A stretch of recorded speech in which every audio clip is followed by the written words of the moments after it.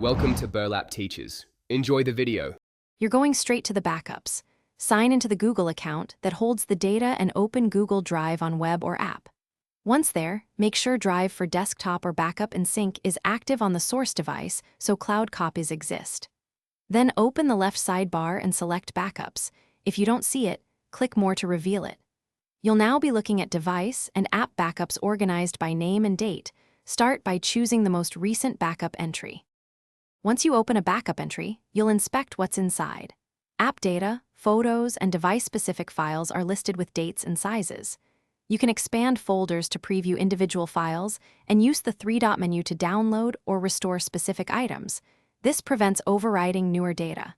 Pay attention to timestamps and device identifiers so you restore the right snapshot. If you need an entire device restore, follow prompts precisely. Otherwise, when you're ready to restore, decide between a full device restore or selective downloads. Full restores return system or app states, selective downloads grab only needed files. Confirm overwrite prompts and keep originals until you verify success.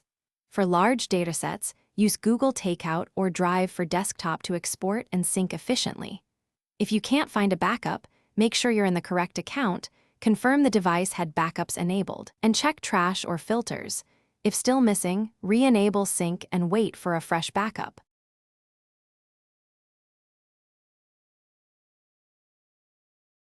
Thanks for watching. Consider subscribing if this video helped you.